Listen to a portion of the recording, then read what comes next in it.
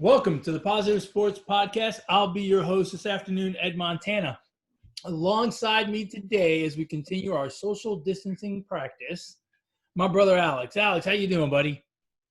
Practice makes perfect, but I'm tired of this social distancing.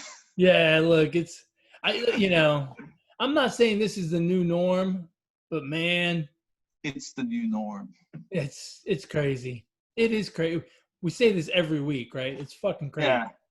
Hey, I went and caught a quick bite to eat in between baseball games this weekend. My son had a tournament. Okay. I saw a woman wearing a mask. Have you seen? Do these masks come in different sizes? Because I got a free one when I donated blood, and I've been wearing that one, and it's like super snug. So I haven't purchased a whole bunch of masks, right? I just happen to have one that works for me. Are there different sizes? Right. I don't know. I guess it depends how fat your face is. I don't know. This woman was wearing a mask. She actually twisted it to put it on her ears, and it was still like, it was a good 2 inches in front of her face. It was like hanging off her face. And I'm thinking, this woman must have the smallest head on the planet, which immediately made me think of you, because you have a little peanut head. Yeah, so, don't hate on the peanut head gallery. Look, there's a mask story every day. I love it. It's great. Yeah, well, if you got to see my public service announcement on Twitter last night, I just don't get it, man. Is there a story about? I saw it, but I was busy doing other stuff, so I read it and I just moved on. Is there a story behind that public service? Well, I'll make the long story short. I'm coming out of the grocery store, and there's a family of 5. I'm assuming husband, wife, 3 kids, and right. They're all wearing masks, and the kids are teenagers. I would assume, right? They look like they're old enough, and one of them takes off their mask and just lets a sneeze out. And I'm walking behind my wife, and I can see her shaking her head, as in saying, what an idiot. And I decide to be that guy and kind of say what I thought it was loud enough. And I tell my wife, "Did you just see that? He just took off his mask and sneezed." I mean, he didn't bother to put his hand over his face. He didn't bother to, do one of these with your shirt. Right. I mean, so he didn't. What's the point of wearing a mask? He didn't just go back 5 years. He went back like 20 years when you just sneezed and didn't give a shit. I guess they didn't have any common sense back then. I don't know, man. I don't get it. How old would you say? When you said teenager, like 13, 14, or like 16, 17? No, I would guess 13, 14. Yeah, somewhere Even around so, there. right? That's old enough to know. I mean, your kid's 13. Would you say he's 14. got common sense? I would say, he's 14? 14. So, either way, 14. I think he's got common sense. He covers his mouth. I mean, I have a 10-year-old. She has common sense. Hey, but your 10-year-old's smart. Maybe this kid was a dumbass. Apparently, yes. That much was proven yesterday. Dude, we should start off every show with like a funny mask story. Because I'm telling you, I hear so many I have forgotten. I've forgotten more mask stories than I could tell. Yeah, even if you don't witness them, I'm sure you can go on the internet and find some really good ones. Oh, you find them all over the place, man.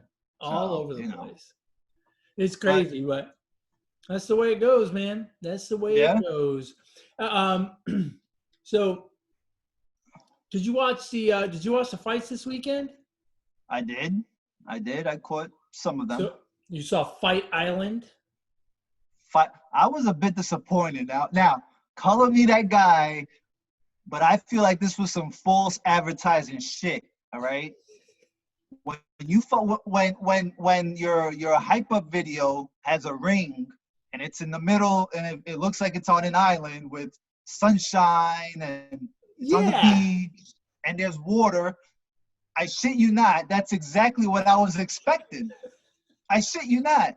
So I was a little bit disappointed at that part, but otherwise, I watched a few fights here and there. The fights were pretty good. It was a good card, certainly at the tail end of it with 3 title fights, and even the fight before the title fight was 2 top contenders in the women's strawweight division or whatever. It was good stuff. Now hold on a second. You knew that's how it was gonna be? Like, Oh yeah, okay. yeah. I follow enough UFC that I had heard a few days ago.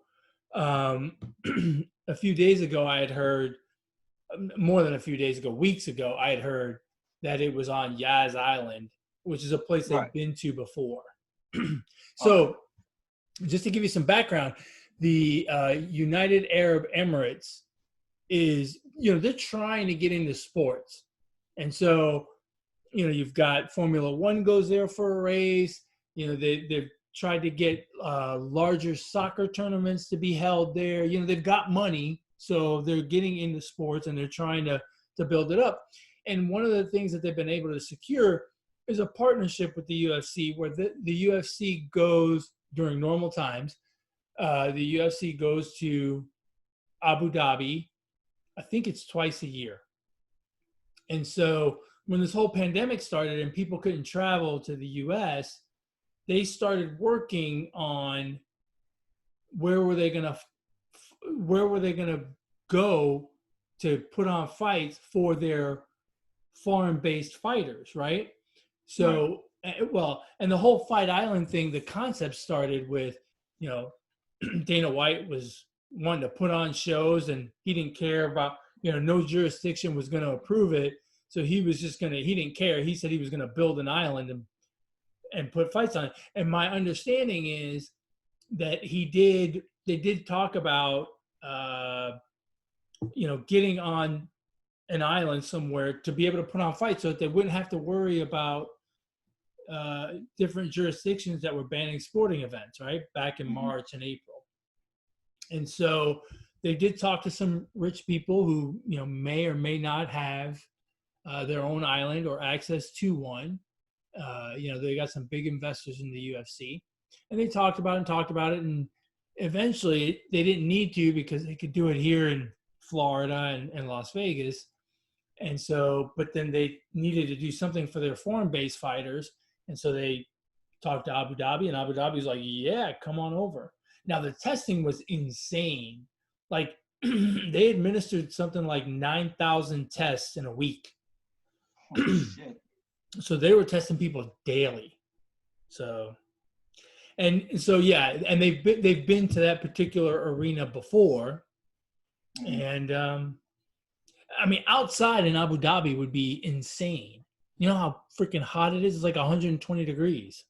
Yeah, but this is Dana White. He can afford some fucking cool fans and some fucking bright lights to. Yeah, but then you get sand in your face. Yeah, no. You could stop all that. It's doable. Hey, it's doable. Hey, speaking of going back to a funny mask story, you probably did not notice this. There was a chick. I don't know if she was one of the ring card girls or some other UFC official. She was sitting in like the first or second row, right, by the cage. Everyone is wearing a mask. She is not wearing a mask. And all of a sudden the action, there's some blood, right, in this particular fight that I'm watching. I don't even remember who it was. Mm-hmm. And the fight gets up against the fence, and one fighter, boom, across, and you see her go like this, get hit, and all of a sudden, some of the blood must have made it to this chick because she goes, she's kind of wiping her face, and then immediately reaches down and puts a mask on. I was like, well, you probably should have had your mask on earlier. That and maybe a face shield. Yeah, apparently. Hey, I can't stop talking about these masks. Have you seen the people walking around with the face shields? Yes. And have you noticed that they never go straight down? They actually kind of stick out so that they're away from your mouth. so that all of the COVID can get underneath and get Right. in there. And if they're talking to like a little kid or a midget or something, right? It's just it's going directly at Right. them. Giving them a little bit of that spittle. That's right. That COVID spizzle. Yeah, that vizzle. Yeah, I'm telling you, look, we could tell, I'm telling you, we could tell mass stories all day long. It's just, there's always one. So you did see the title fights, right? I saw all 3 title fights, and those are really pretty much the only ones I remember. And What was I your saw. favorite fight of the 3? I would probably say the middle one, Holloway and Volkanovski. yeah, that guy. This is I a mean, great fight. that was a really good fight. There's a little bit of controversy there, right? Some people think Holloway won, and some people think Volkanovski won. It's a very close 48-47, all 3 cards, split decision. Volkanovski keeps the featherweight title. Who did you think won the fight? I mean, I have to go with the majority of the crowd and say Holloway. You think Holloway won?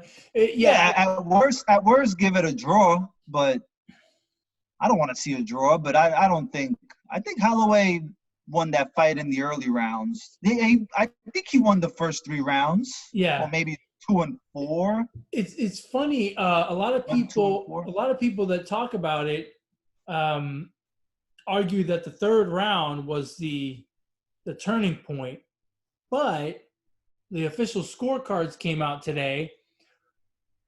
It was the 5th round that decided everything. All 3 judges gave Holloway the 1st round and 2nd round.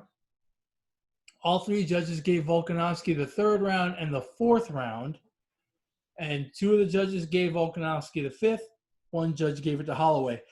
I thought the 5th was Volkanovski's round. I had it 3-2 for Holloway, and I had him winning the 1st, 2nd, and 3rd round, and Volkanovski winning the 4th and the 5th. And to me, that 3rd round is super close. So I think Holloway won, but I wasn't upset that, I didn't think it was a travesty that Volkanovski won. I thought that 3rd round was razor close. It was very hard to judge who won that round. I mean, the strikes were pretty even, and yeah, I think they should come out with those scorecards maybe a day later, not 2 days later. I mean, why wait 2 days? I mean, it's not that hard to obtain. I mean, Dana White has all the power in the world. He can just say, "Hey, give me those scorecards," and fucking put them out there. Why do you have to wait 2 days? No. Now the wheels are turning up here. I'm like, what's going on? Well, to be fair, Dana White's got a lot of power. He never messes with the commission. Never. That's the one place he will not. Like, he'll complain about refs and judging, but he'll never challenge the commission. It's like, hey. Okay, well then the commission should drop the cards the day after. Yeah, I don't know. Like, it's funny. Like, some commissions you get to see the cards. Some commissions you don't. So I don't know. Yeah. I don't know how they make the decision to release them or not release them. I mean, I just don't.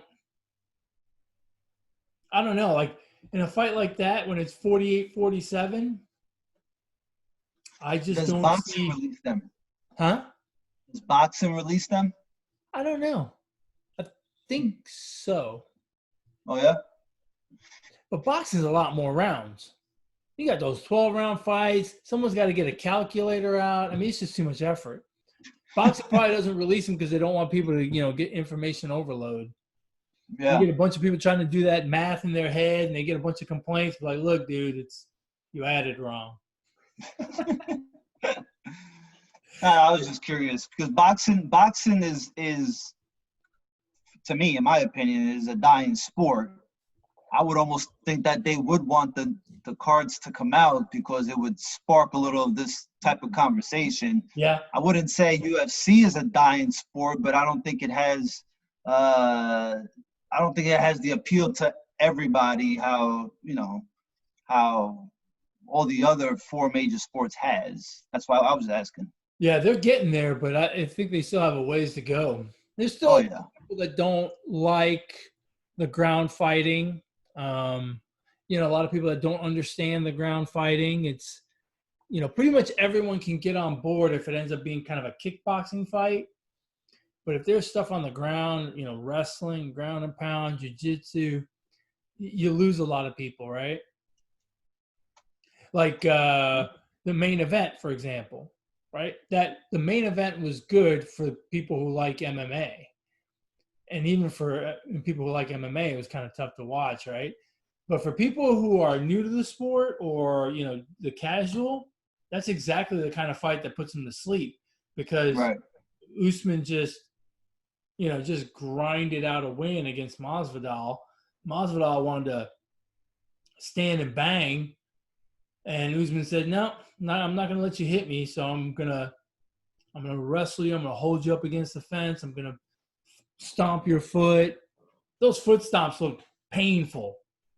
I'll tell you what, Twitter was going off on those foot stomps. Nobody on Twitter was approving of those foot stomps. It was like if it, but seriously, that is probably one move that they should get rid of. Just ban it. Because I don't want to see. I think that's pretty fucking boring. Foot stomping in the fight. I mean, come on now. If you were to get into a fight right now outside, nobody's gonna fucking foot stomp. Who the hell is gonna foot stomp? Hey, but think about it. If you got in a fight right now in the street and you guys ended up wrestling and kind of holding each other, and that guy's trying to punch you, and all of a sudden you fucking drop a heel on his big toe, I mean, the element of surprise might get you the victory. Uncle. I don't know about that. I've heard. I think that's. I mean, look, when you have two welterweights like that are big and strong, even if you had heavyweights, right, that are big and strong, I think that's a sissy way out. I think.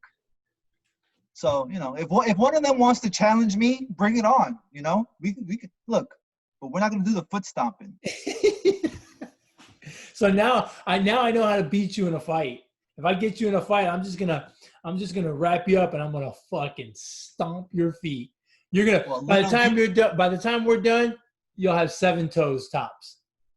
Well, little did you know, I wear fucking steel toe boots everywhere I go. Yeah. I bet I always find the foot stomp funny. It makes me like every time I see it, I actually giggle, right? Because I'm convinced that a chick came up with that with some heels, right? Some chick said, "Oh, I can win this fight," and she happened to be wearing heels, and she just stomped on somebody, and that would hurt. Probably. I've heard a couple of UFC fighters say they don't hurt, they're just annoying, and it's one of those things that it kind of makes you, they're annoying, and so you kind of move your feet, and maybe that allows the other person to get a better hold of you to take you down or whatever it is they're trying to accomplish. It almost serves as a distraction. Exactly. Exactly, and that's very much what it is. It's a distraction type of move. Kind of look at. See that should be a disqualification, right? Because if you have a distraction in wrestling, like if you have Bobby the Brain Heenan in your corner. He's going to distract. You automatically get disqualified. Yeah, ban the foot stomping. Yeah. Hey, I don't know if you know this, but Bobby the Brain Heenan has never been like in a real wrestling match. It's real, bro. It's as real as it gets. Isn't that the UFC's motto? Is it? Yeah, it is. It is. So, did you enjoy the main event?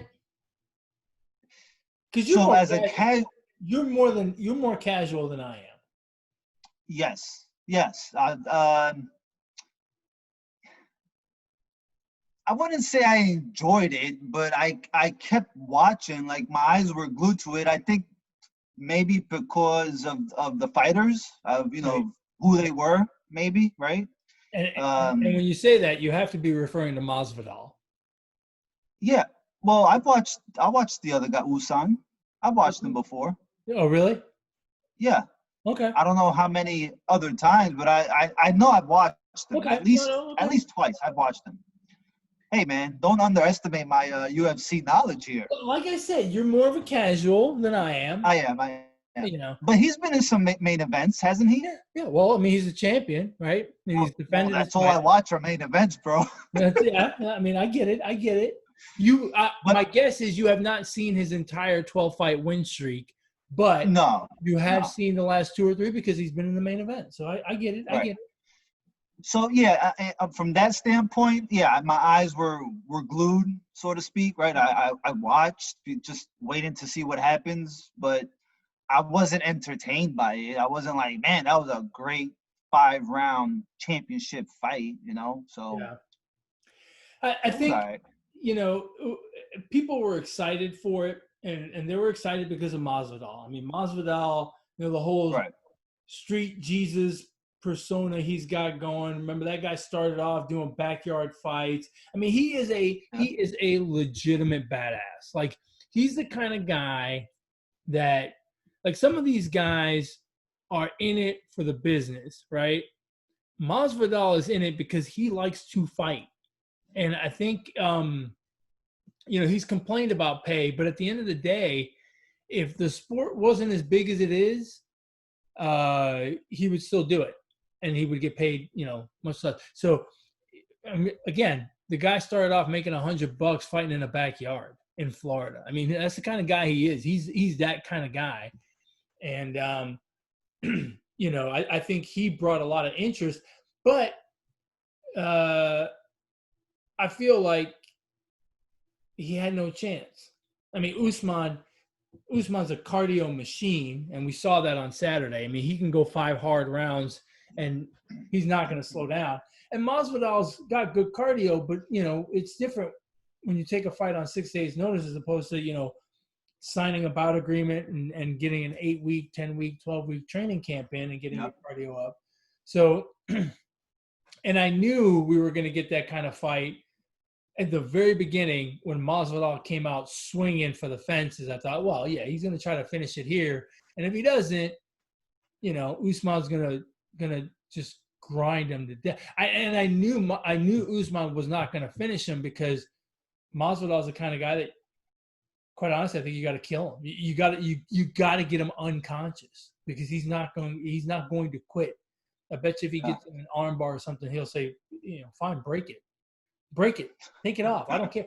Take the arm off, take it, throw it off to the side. I'll fight with one. I don't care. I mean, that's just the kind of guy he is. He is one badass dude. I love him. I think he's great, but it was just a bad setup for him, and and Usman's a bad matchup for him in general. Yeah, they're both welterweights, right? But Usman looks bigger. And he's chiseled. Yeah, I mean, he didn't look like a welterweight. No, he looked almost like a heavyweight. Well, I wouldn't go that far.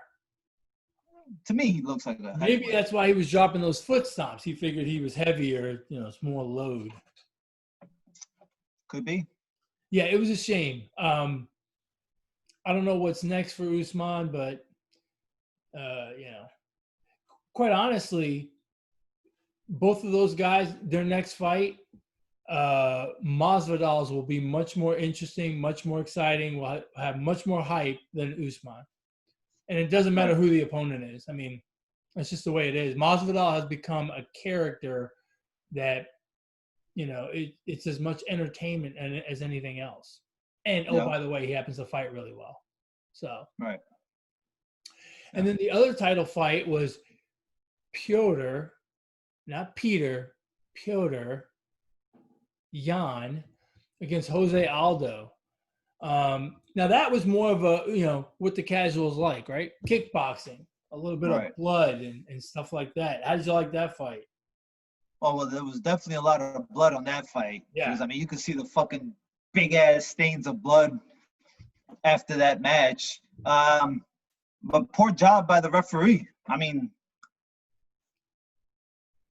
how long do you have to – Yeah. Aldo's not moving. I mean, look, I'll just fast forward to the 5th round. Aldo is fucking in the praying position for a pretty long time. It felt like I 20 think seconds, I and think he's not moving. how long? 20 seconds? When he wasn't moving, but he was face down, kind of, a little bit of movement, probably for like a good minute and 20 seconds. Yeah. But as far as like not swinging, not doing anything, I mean, he was just covering for dear life, and I mean, Yeah, damn. it was a little hard to watch. And, I think it's one of those things where I've watched enough UFC where there's guys that are never going to quit. They're just Right. not going to quit. They're not going to tap out to strikes. They're not going to quit. But they will give you a signal that they're done, right? That they are really no longer interested and or capable of competing against the person that they have on top of them. And I felt like that's what Jose Aldo did. Jose Aldo's a black belt in jiu-jitsu. And here he is on the ground, and instead of trying to roll to his back, get guard, hold him, maybe try to apply an armbar or a choke of some sort, he's face down, covering up. Obviously, he's at that point, I don't want to say he's given up, but at that point, he just does not have the capacity to defend himself, does not have the capacity to find a way to turn this round around. And you can't let him go a minute. I mean, how many unanswered strikes were there? I mean, it had to be a good 30, 40. I mean, It was a lot, man. And that Yan guy, he wasn't going to stop.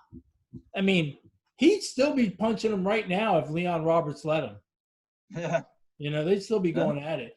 Good fight, but you could tell at one point, kind of in the beginning of the fourth round, you could tell Peter Yan kind of either kept going at his pace or maybe even increased it a little bit, and Aldo just kind of the wheels fell off a little bit. He took a beating in that fourth round as well.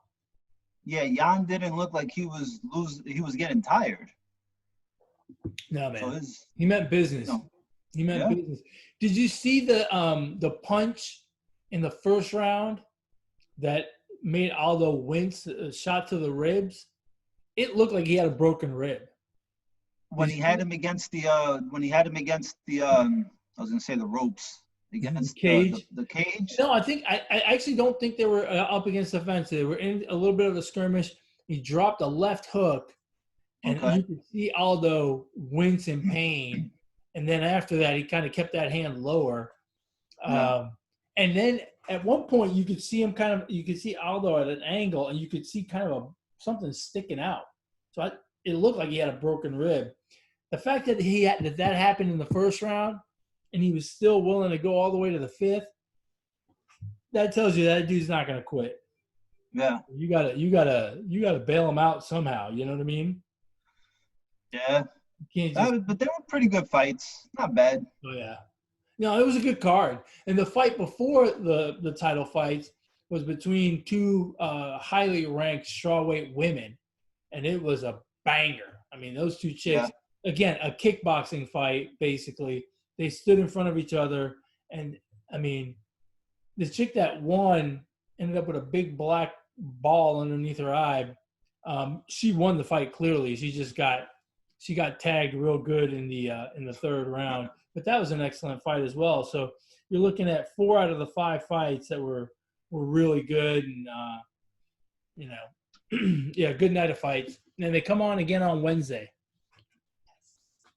So she's probably not getting a date anytime soon with that swollen eye. She's married. Well, I don't know if they're married. She lives with a dude. Used to fight at heavyweight. Big boy. Oh yeah? Yeah, good with the foot stomps. I can take him. Huh? I said I can take him. Yeah, I mean, if all he's going to do is foot stomp you. Yeah. So I never have. I don't know if you ever have, but somebody here witnessed a no-hitter yesterday. That's right. My first one. And it wasn't Major League Baseball. No, not quite Major League Baseball. But nonetheless, it's a no-hitter. That's right. I have never seen a no-hitter in person. I don't think I've ever watched one beginning to end. But yesterday I did get to watch a no-hitter, and amazingly enough, it was my son that pitched it. So Sweet. made it twice as nice. Yeah, he had a tournament this weekend, and they were they were in the they played a early game in the round of 16, and they won that game fairly easily. They played at 10 o'clock, so by noon when the game was over, it was pretty freaking hot. And then they had to come back at 2 o'clock to play the quarterfinal game. They were the 5 seed. They were playing the 4 seed. And, yeah, he pitched a gem. I mean, just, just one of those days where everything was clicking. And, he pitched really well. And, he doesn't start a ton. He seems to get a lot of relief appearances. Usually, his coach has a lot of faith in him, brings him into tight spots. And so, when he comes in the middle of the game, it's a tight spot or not, you're already kind of amped up for the game. And so you're as a parent, I'm sitting there watching the game. So I don't really get, I get nervous every time he pitches, but not super nervous. But then yesterday, I look out in the field and I notice they're warming up and he's not out there, which means he's in the bullpen. I can't see him. And I'm like, oh my God, he's going to start. And all of a sudden I got super nervous. It was a 2 o'clock game. It was hotter than hell, right? But I mean, it's just one of those things, man. Everything was working, and he pitched really well. It was that's good, man. Yeah, it was and as a dad, it's a great feeling to watch. And the way the field and the stands are, I ended up watching the game by myself. Like I wasn't even sitting next to other dads. I was sitting there by myself. So you kicked everybody out from around you? Huh? So you kicked everybody out from around you? Yeah, no. Actually, I just because I was sitting on the bleachers. The bleachers had no cover, so there were 2 families that brought their own canopy thing, and so they were sitting over there, and it was a little crowded. I wasn't gonna like squeeze in over there. And then a lot of the other parents were in the stands behind home plate, which is a little press box. It's only like 1 row of seats, so there's and fans from both teams are sitting there because it's the only covered place. So there's not a whole lot of room in there. So I was sitting on the benches, on the bleachers with no cover, right, by myself. No one wanted to sit out there with me. I was sweating like a pig between the nerves and the heat, right? I'm dropping weight fast here. And, it was one of those things. It was exactly the way major leaguers talk about it. You are so focused on the game, you don't even realize it's a no-hitter. Like I didn't even realize it until the very end. I looked over at one of the dads, and he looked at me and goes, "Good job," and he gave me a thumbs up, and I gave him a thumbs up back. I was like, yeah, he's doing well, whatever. It started off close, but eventually they kind of broke it open, got up 7-0. And then at the end of the game, they're walking off the field, and everyone's clapping, real happy for him. And I look at one of the other dads, and he's like, I think that was a no-hitter. And I'm like, oh, come on. You can't be that humble, bro. I would have been – I bet you knew he was throwing a no-hitter, and you kicked everybody out of the bleacher section. You said, hey, guys, I am the pitcher's dad. Get around from me. Don't talk to me, and don't say the word no-hitter. No, man, I'm telling you, you want to know how nervous I was?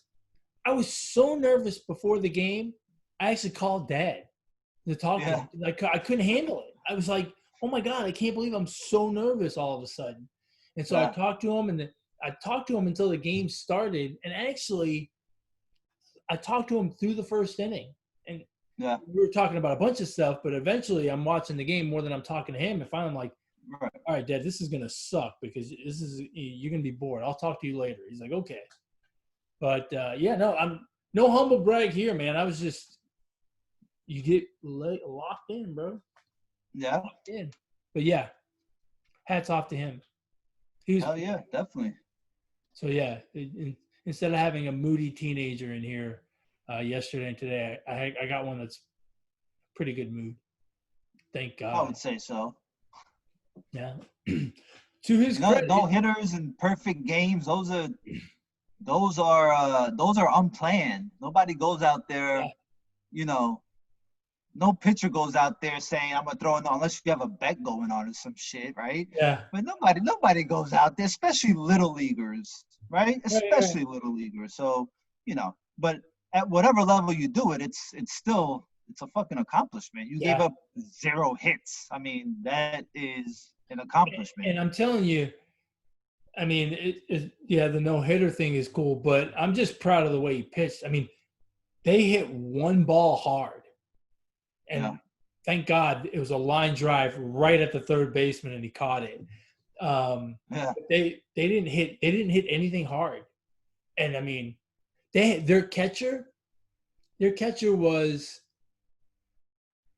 I'm not kidding, 6'1", maybe 6'2", and he was a solid 215, 220, 225. I guess he's right in that area, 220. I mean, he's a big freaking kid.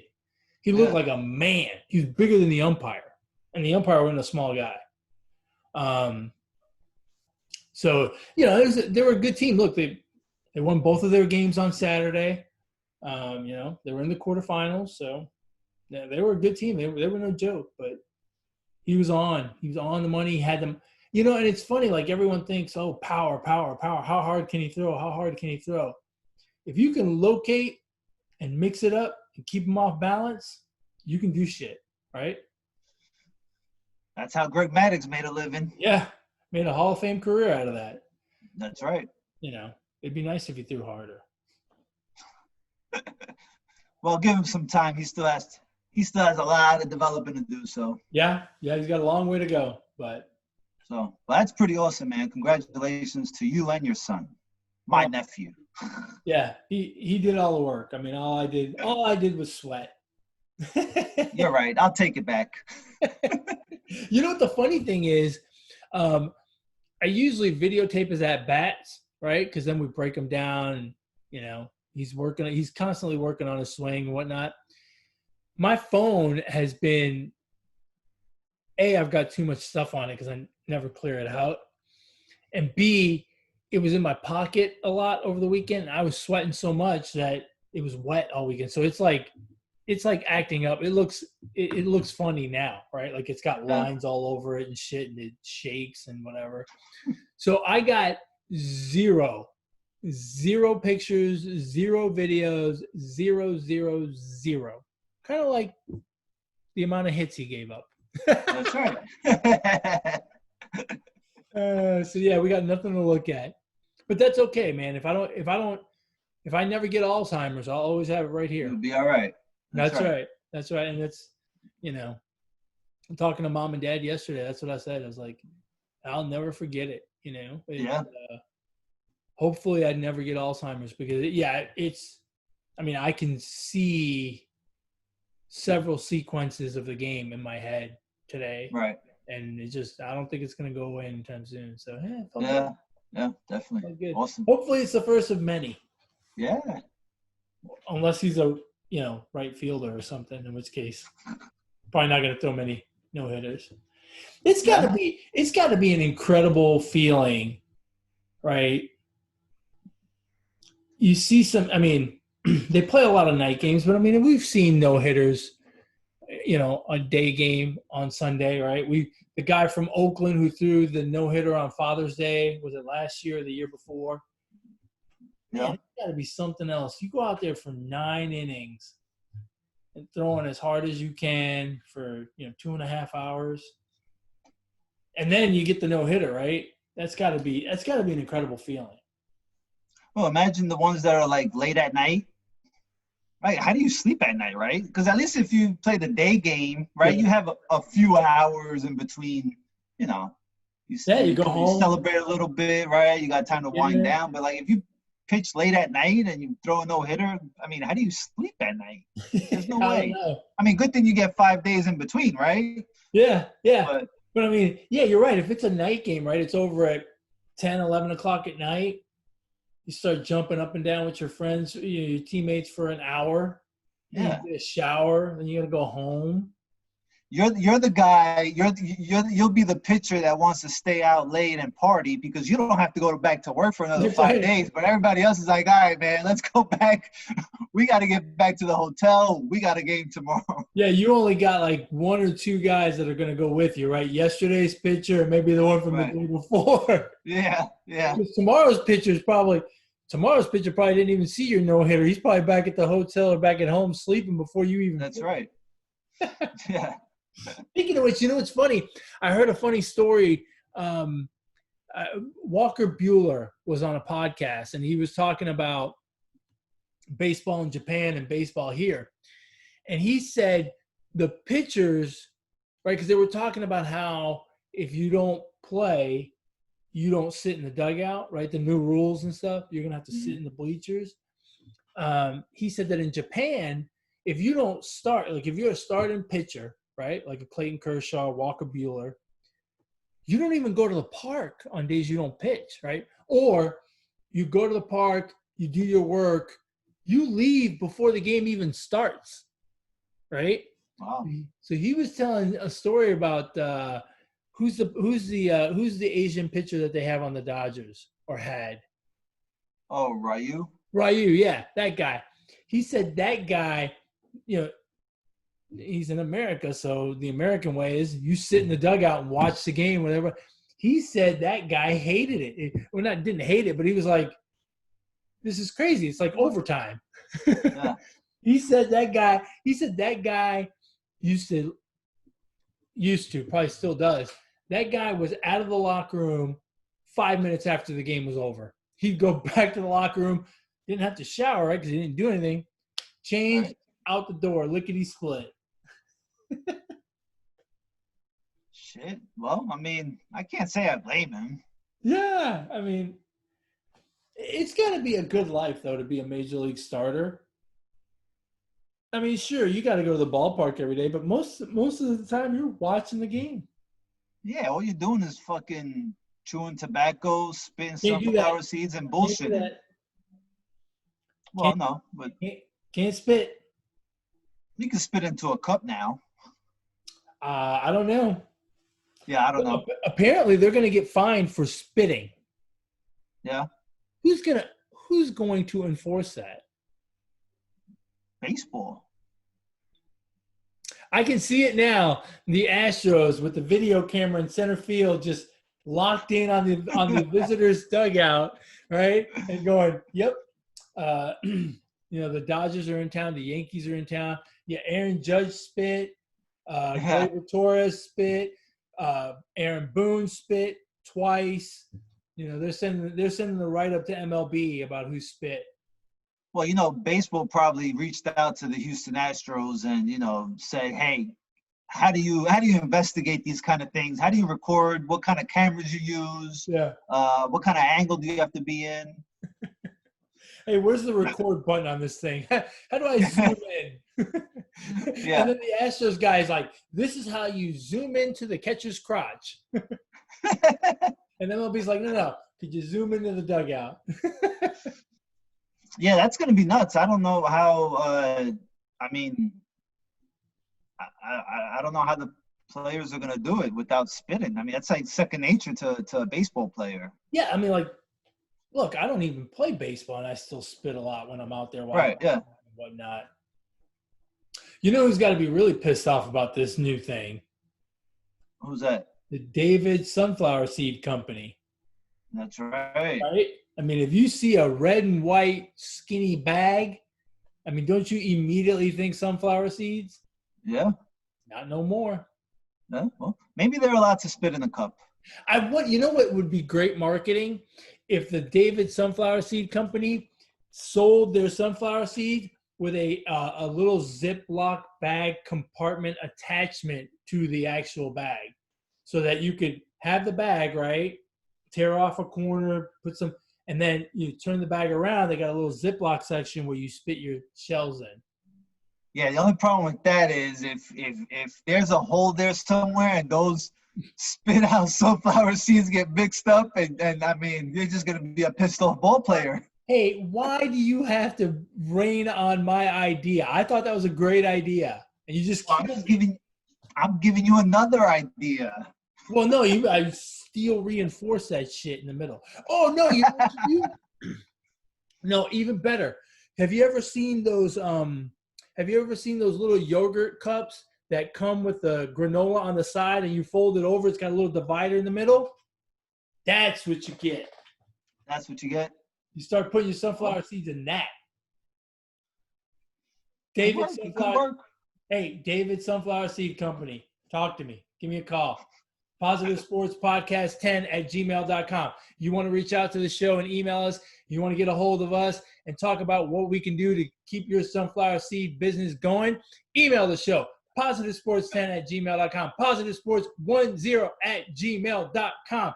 If you want someone to criticize my idea so that you can get your idea even better, talk to Alex. How do they reach you, Alex? On Twitter at Brooklyn Gaucho 1. And after you talk to him and he spits all over your idea, come back to me where I will refine the idea on Twitter at eMontana21. I have a thriving promo business going. That was great. Yeah. I'm going to have to clip that. As a matter of fact, I am going to clip that. Well, I mean, look, if you want ideas to keep your business thriving in this new COVID-19 or coronavirus environment, come talk to me. I have ideas. And, you know, for you mask companies that need ideas on how to, you know, you all need to make different sizes because there's people that have skinny little heads and you just have to do it. Who cares about everybody's worried about putting designs on masks and shit like that. No, man, you got to make them fit. That person that you sold them the design mask with the little sports logo on it, if it doesn't fit, they're going to be dead. They're not going to buy any more masks. You got to make them fit, man. Got to make them fit.